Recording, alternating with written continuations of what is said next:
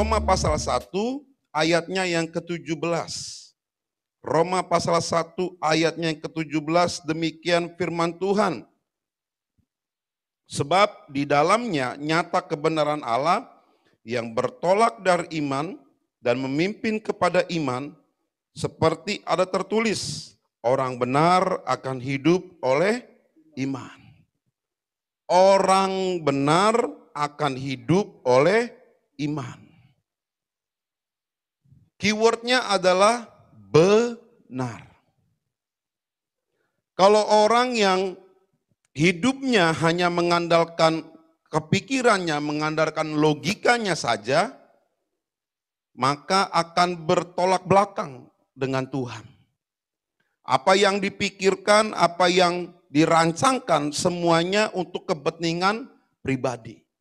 Tapi orang yang benar, kalau dalam bahasa Inggrisnya diterjemahkannya itu orang saleh. Ya, jadi bukan sekedar benar, saleh. Orang yang saleh ini dalam keadaan apapun yang mungkin gak menguntungkan buat dirinya, dia tetap percaya dan berjalan bersama dengan Tuhan. Bagaimana Daniel, ini orang saleh. Gak menguntungkan buat dia. Ketika ada pengumuman bahwa setiap orang yang tidak menyembah kepada raja akan dihukum. Tapi Daniel, dia tetap berpegang kepada kebenaran Tuhan. Dia tetap cari Tuhan. Nah, kita seringkali kalau masalah datang, Tuhannya pakai plus. Plus orang pintar. Ya kan? Karena kita seringkali pakai kebudayaan kita juga. Coba tanya sama orang pintar yang di sebelah sana. Kalau dia orang pintar, terus kita nanya, kita orang apa? Padahal setiap minggu ke gereja. Ada doa lagi, Senin doa puasa, Selasa doa peperangan, Rabu doa kaum wanita, Kamis kaum pria, Jumat keluarga, itu full. Tapi masalah datang, langsung khawatirnya luar biasa. Baru flu sedikit langsung, jangan-jangan. Bentar lagi dijemput sama gugus tugas. Aduh, mati deh gua. Covid nih kayaknya. Kan begitu ya. Padahal Tuhan katakan orang benar akan hidup oleh iman. Kalau engkau ingin umurmu panjang, hidup saleh, hidup benar di hadapan Tuhan. Ikuti apa yang Tuhan katakan, gampang kok. Tapi seringkali kan kita kalau ada firman Tuhan yang gak menguntungkan buat diri kita, kedagingan kita gak mau ambil kan? Betul gak? Ini gak cocok firman Tuhannya nih.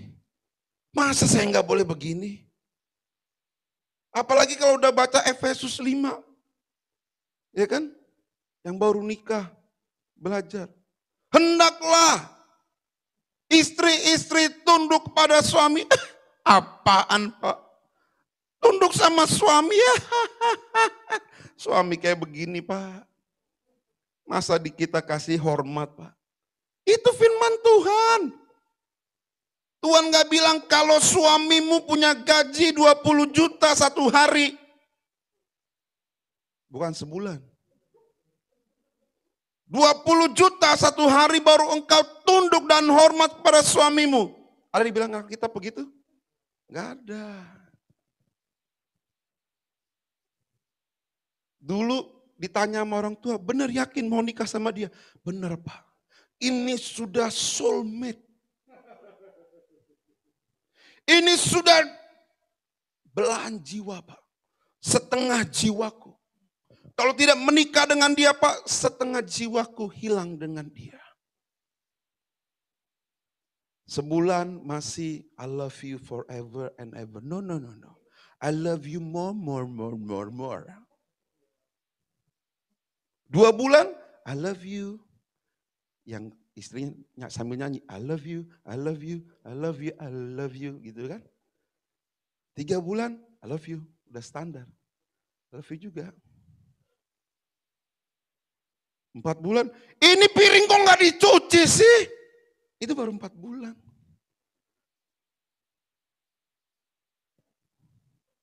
Kalau ngucapin janji nikahnya mantap. Aku, Oke Cipto Partogi, mau menerima engkau Elizabeth Natalia Surbakti dalam keadaan kaya maupun miskin, dalam keadaan sehat maupun sakit, dalam keadaan suka maupun duka, sampai maut memisahkan kita, di dalam nama Tuhan Yesus Kristus. Ya kan? Jordan baca enggak atau hafal? Dari hati tapi ya. Tapi masalah datang di tengah keluarga, apalagi COVID nih udah 1 tahun lebih. Saya baca statistiknya banyak keluarga yang cerai. Yang bikin ngenes itu adalah keluarga Kristen, banyak yang cerai. Dulu COVID belum melanda, di gereja nyanyi paling kenceng. Dalam Yesus, ya kan? Kita bersaudara, haleluya. Terus ku menang di dalam Yesus Tuhan, ku menang. Gak makan 2 hari aja udah marah-marah. Tapi nyanyi ku menangnya paling kenceng. Ku menang. Makan tahu tempe di rumah, istrinya dimarah-marahin, apa ini tahu tempe? Kau kayak lagu di gereja, tahu tempe tidak berubah.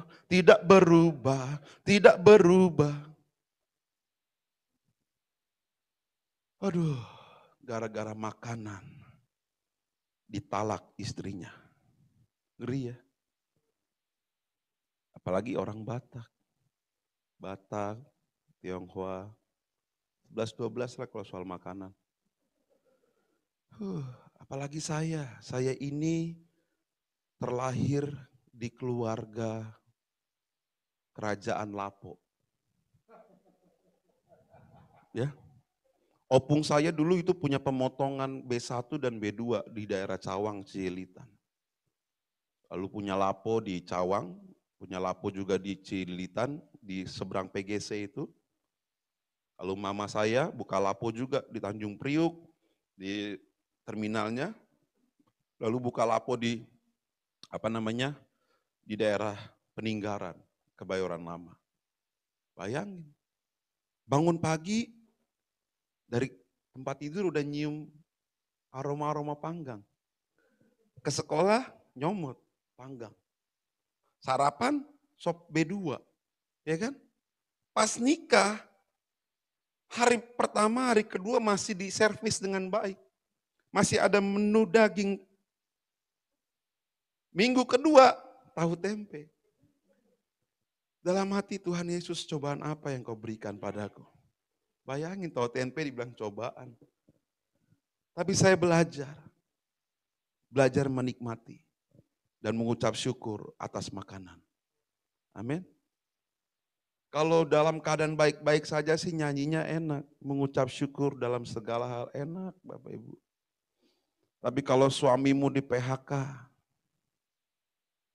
atau yang kayak sekarang nih terjadi KRI Nanggala 402. Ada di kedalaman 850 meter. Itu kapal katanya udah retak. Karena udah keluar alat sholat sajadah dari kapal itu.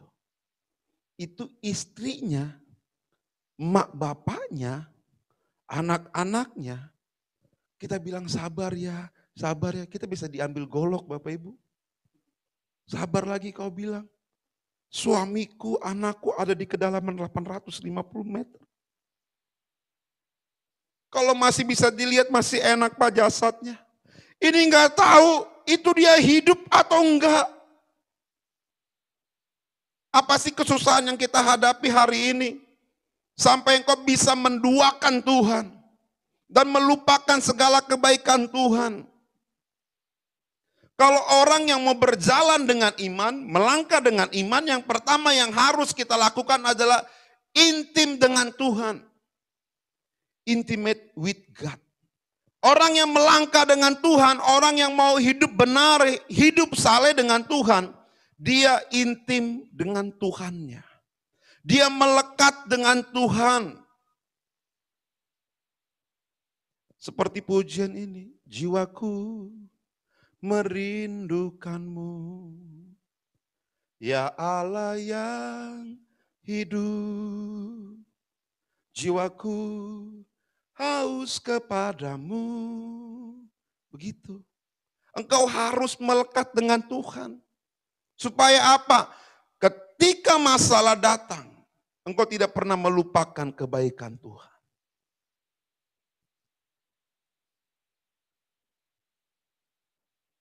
Masalah boleh membuat engkau gentar.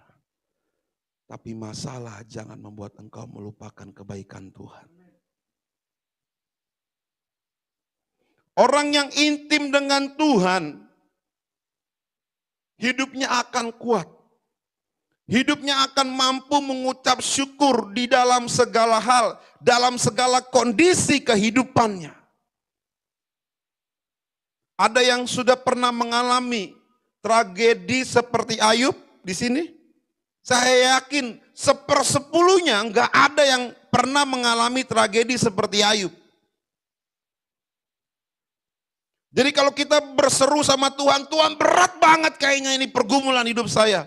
Percayalah, Tuhan tidak pernah memberikan pencobaan kepadamu melampaui kekuatanmu. Tuhan tahu kadar imanmu seperti apa.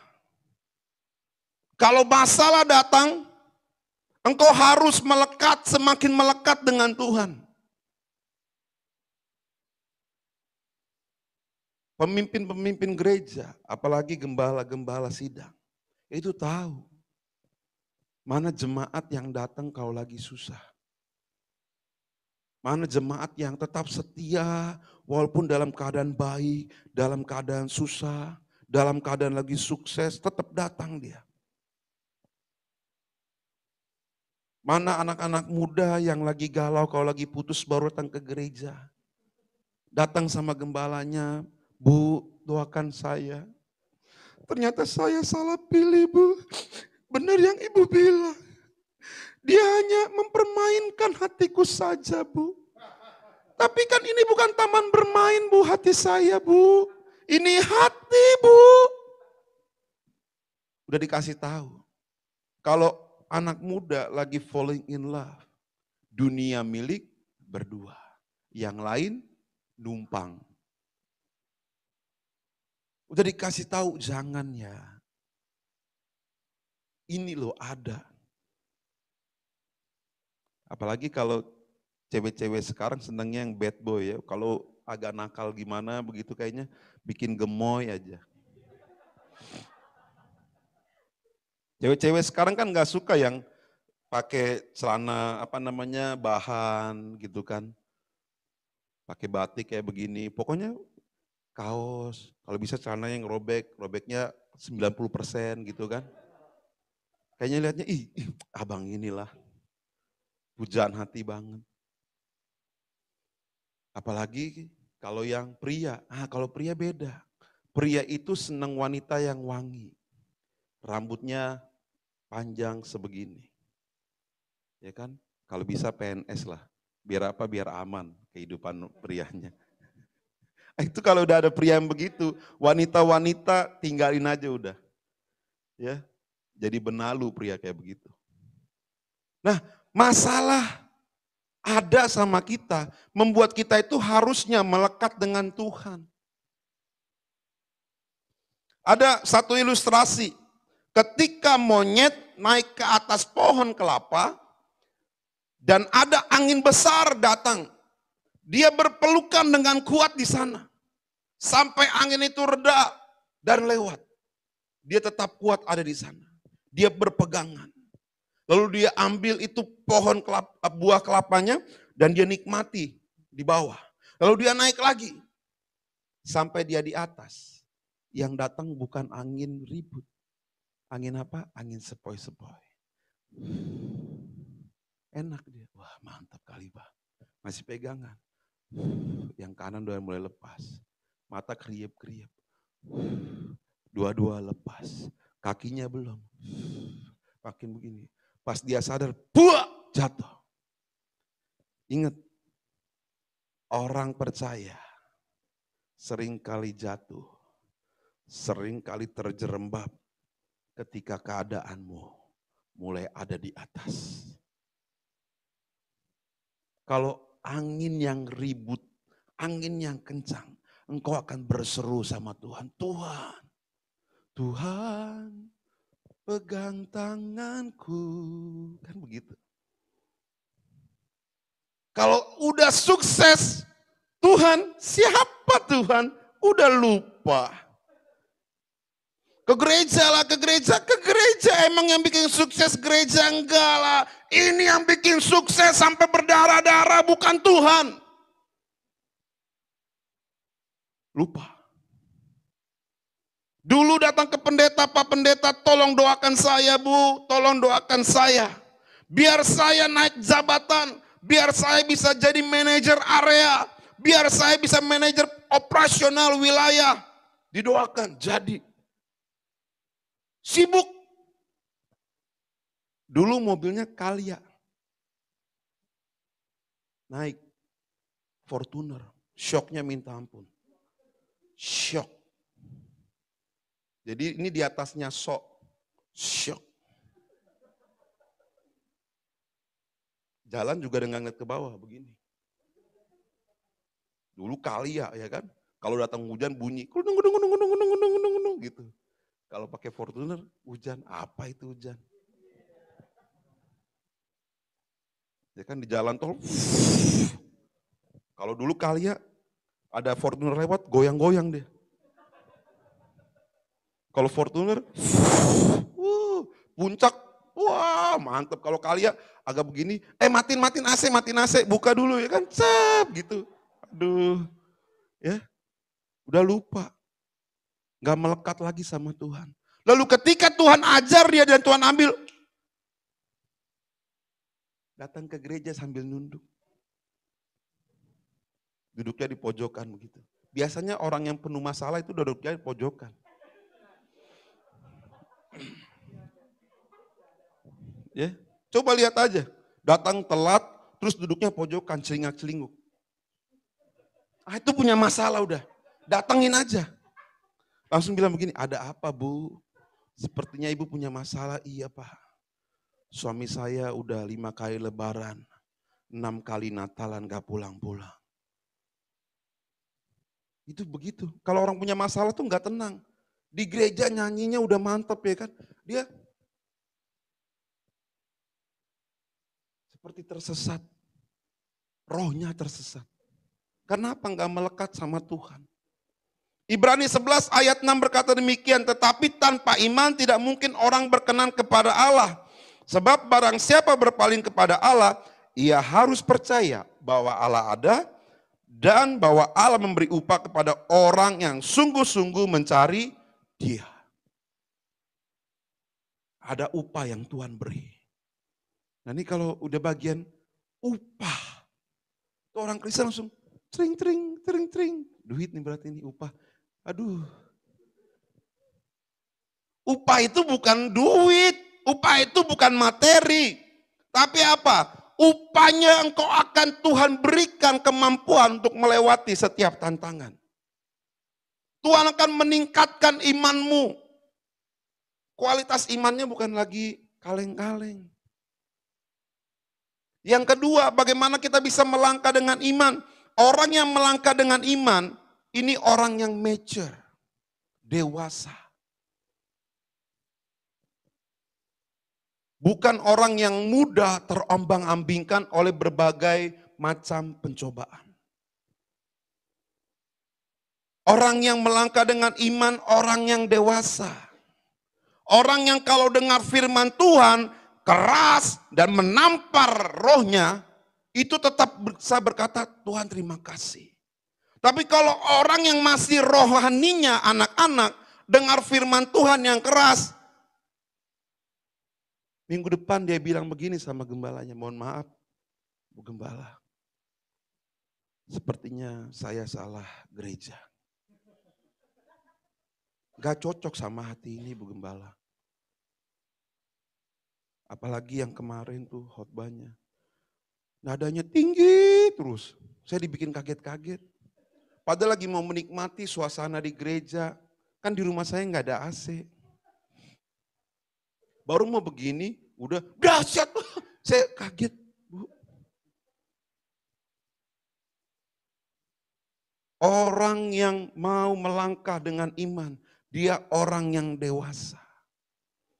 Waktu Yosua dan Kaleb diperintahkan oleh Musa untuk mengintai dengan orang-orang yang lain seangkatannya mereka.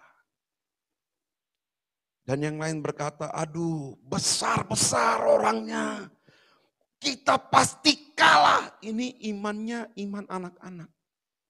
Yang dia lihat dalam fisiknya saja. Tapi Yosua dan Kaleb berkata demikian, mereka memang besar. Tapi kita punya Tuhan yang lebih besar daripada mereka. Orang yang dewasa tuh begitu.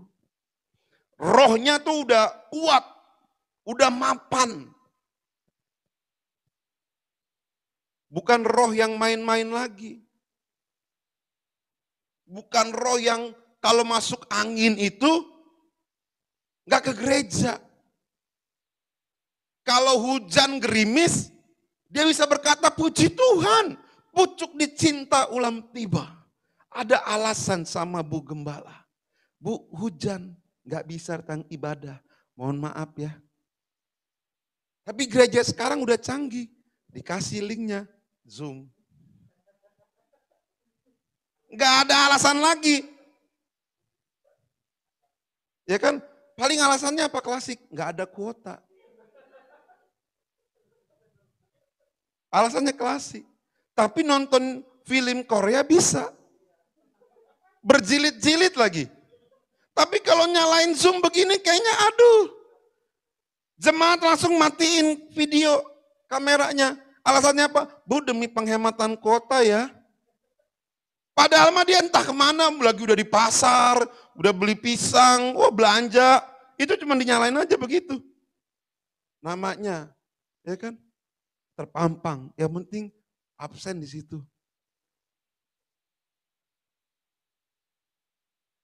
Ya, apalagi kalau rapat, nama muncul.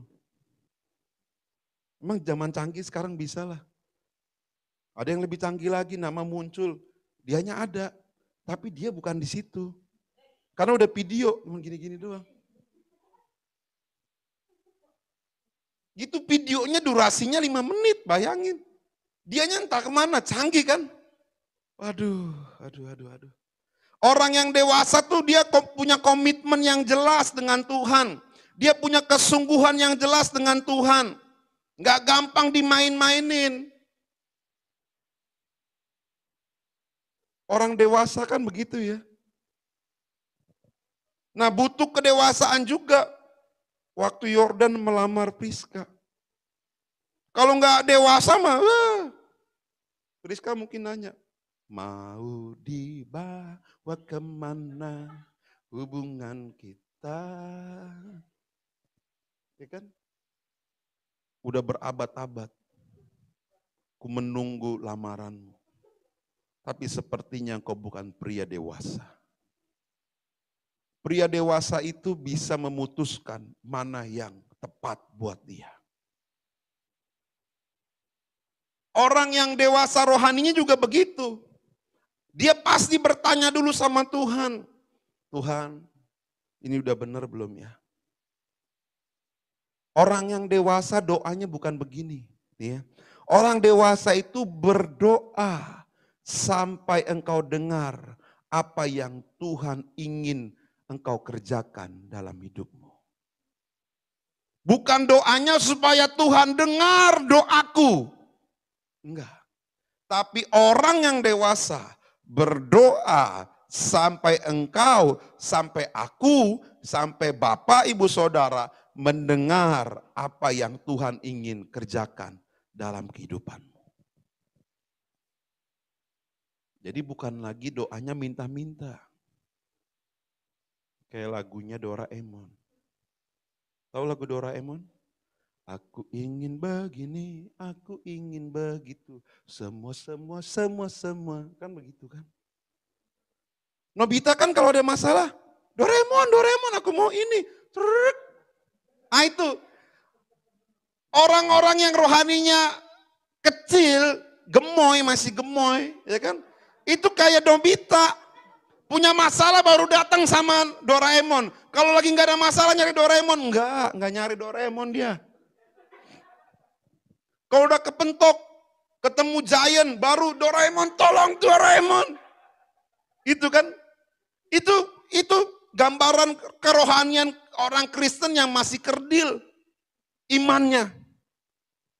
Ketemu Giant, ketemu masalah yang besar, dia baru cari Tuhan, berlutut sama Tuhan, Tuhan tolong. Kalau masih bisa sendiri, ngapain harus pakai Tuhan? Ngapain harus cari Tuhan? Aduh. Ibrani 5 ayat 13-14. Sebab barang siapa masih memerlukan susu, ia tidak memahami ajaran tentang kebenaran. Sebab ia adalah anak kecil. Tetapi makanan keras, dalam bahasa aslinya stereos, atau makanan yang murni, adalah untuk orang-orang dewasa yang karena mempunyai panca indera yang terlatih untuk membedakan yang baik daripada yang jahat. Orang dewasa tuh begitu. Lalu bagaimana kita bisa melangkah dengan iman dalam kehidupan kita? Agreeable with God. Cocok, serasi dengan Tuhan, sepadan dengan maunya Tuhan. Apa yang Tuhan mau. Seperti Yesus pada waktu itu. Dia berkata begini, kalau boleh ya Bapa, sawan ini berlalu daripadaku. Tapi apa yang Yesus katakan? Tapi biarlah kehendakmu yang terjadi. Orang yang melangkah dengan iman, dia akan berkata, ya Tuhan, biar kehendakmu yang terjadi dalam kehidupanku. Biar kemauanmu yang ada dalam kehidupanku. Sehingga keakuanku, kemauanku, kedaginganku tidak muncul ke permukaan. Amin. Orang yang melangkah dengan iman dia agreeable with God. Sepadan dengan Tuhan. Apa yang Tuhan mau dia lakukan dengan tepat. Pada waktu Nuh Tuhan perintahkan untuk membuat bahtera yang sangat besar. Nuh buat dengan tepat. Nuh buat dengan cocok apa yang Tuhan sudah perintahkan. Itu. Orang yang melangkah dengan iman, dia tidak mengubah sedikit pun apa yang Tuhan sudah perintahkan. Dia lakukan dengan tepat. Dia lakukan dengan benar. Dia lakukan dengan kerendahan hati. Abraham, ketika Tuhan perintahkan untuk keluar dari Ur Kasdim, tempat yang nyaman buat mereka. Abraham gak pernah bilang begini, Tuhan mau kasih tempat di mana? Tolong share lognya Tuhan. Biar saya tahu, itu tempat suburkah? Cocokkah buat kami? Enggak. Abraham gak nanya. Karena dia tahu siapa yang kasih perintah. Kalau Bapak, Ibu, Saudara, kita semua di sini paham dan tahu siapa yang kasih perintah sama kita, kita akan tunduk dan taat dan kita akan melakukannya dengan sukacita. Walaupun gak enak di daging. Gak enak nih. Ya. Berilah. Apalagi kalau lagi di jalan, itu ketemu orang yang ya memang layak ditolong. Terus duit pas-pasan, tuh saya sering begitu. Udah naik ojek ya kan. kasih. Ya Tuhan, ini duit pas. Nanti gimana pulangnya? Jalan kaki? Kasih. Ya, Bapak berhenti Pak sebentar. Pak ini ya Pak. Naik lagi ke ojek, Tuhan, udah ya. Nanti urusan Tuhan. Mau jalan kaki deh. Pernah nggak ngalamin begitu? Atau kita hitung-hitungan, Tuhan kalau kasih, nanti nggak makan 2 hari Tuhan. Aduh susah Tuhan. Orang yang melangkah dengan iman, dia bersepakat dengan Tuhan. Sadrak, Mesak, dan Abednego. Dia berdiri dan bersuruh kepada Raja. Hai Raja, sekalipun Tuhan yang kami sembah tidak menolong kami, kami tidak akan pernah tunduk kepada patung buatan Raja. Itu orang yang melangkah dengan iman, dia bersepakat dengan Tuhannya. Walaupun saat ini kita belum melihat pertolongan Tuhan. Tapi dia percaya. Karena dia punya Tuhan yang luar biasa. Dia akan menolongnya tepat pada waktunya Tuhan. Amin. Hanya hendaklah hidupmu berpadanan dengan Injil Kristus. Supaya apabila aku datang, aku melihat. Dan apabila aku tidak datang, aku mendengar bahwa kamu teguh berdiri dalam satu roh dan sehati sejiwa berjuang untuk iman yang timbul dari Injil. Filipi 1 ayat yang ke-27. Yang terakhir, bagaimana kita bisa melangkah dengan iman? Engkau harus non-stop. Apa non-stopnya? Non-stop berdoa. Non-stop untuk bersyukur dalam segala hal. Non-stop untuk berharap sama Tuhan. Tidak tergoyahkan.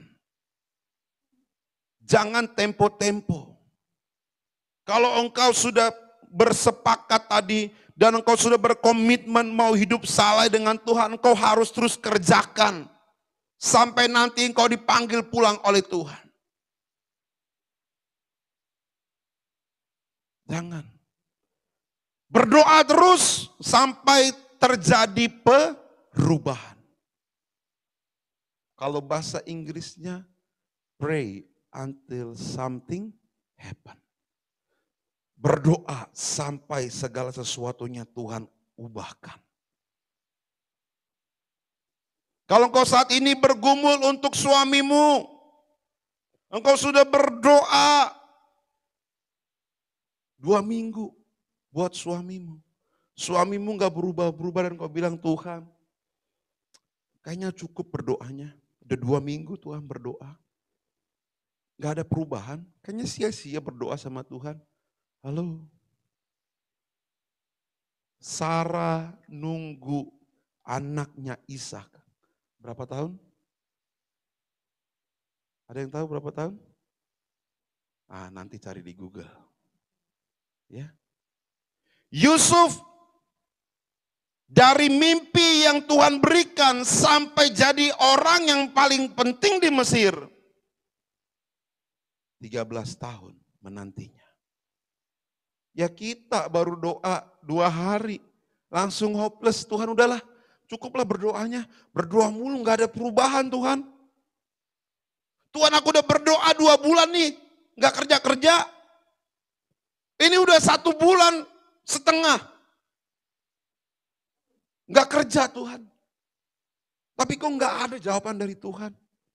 Hei, jangan pernah berhenti berdoa dan berharap sama Tuhan.